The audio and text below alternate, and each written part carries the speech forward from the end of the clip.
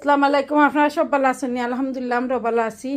আর ওই দেখা আমরা যে বিয়াত ফিনতাম করি ড্রেস আনছি, কই আপনারা দেখাই গো আনায়ারটা দেখানি, আনায়ারটা আর একটা আমার লাইলাক কালার। আমি বেশি এটা চাইছি না, আনিসারটা তো আপনারা দেখাইছি, আমারটাও দেখানি